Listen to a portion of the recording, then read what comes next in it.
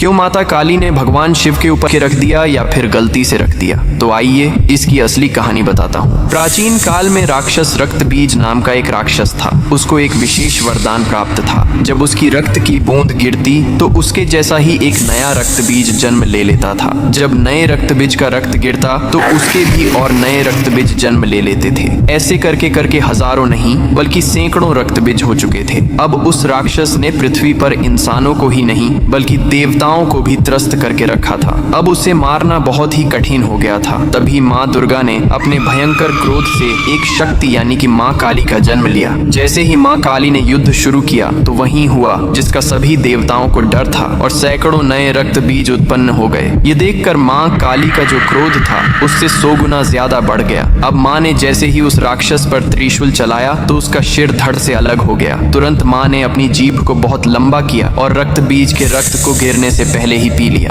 फिर ऐसे ही सभी रक्तबीज का वध करके उनका रक्त पी कर उनका क्रोध अब 100 गुना से 200 गुना बढ़ गया था। धरती कांपने लगी थी, समुद्र मथने लगे थे, देवता भयभीत होकर इधर उधर भागने लगे थे। तब देवताओं ने भगवान शिव से प्रार्थना की, हे महादेव, आप ही माता काली के संताप को शांत कर सकते हैं। शिव ने देवताओं की पुकार सुनी और माँ काली के सामने युद्ध भूमि में पहुंच गए। लेकिन माँ अपने तांडव में इतनी लीन थीं कि उन्होंने शिव को भी नहीं देखा। तभी भगवान शिव ने स्वयं माता के चरणों में लेट गए। जैसे ही माँ काली का पैर अनजाने में शिव के सीने पर पड़ा तुरंत उनका क्रोध शांत हो गया। उन्होंने नीचे देखा तो अपने प्रिय पति शिव थे। यह देखकर उनकी जीभ शर्मिंदगी से बाहर निकल आई। इसके बाद शिव ने मुस्कुराते हुए कहा, हे माँ, तुम्हारा यह रूप सृष्टि के संतुलन के लिए था, लेकिन यह रूप अब धरती पर बहुत धाम-धूम से पूजा जाएगा। यही कारण है कि तस्वीर में और मूर्तियों में माँ काली को शिव जी पर खड़े हुए दिखाया जाता है, जो बहुत ही शुभ माना जाता है।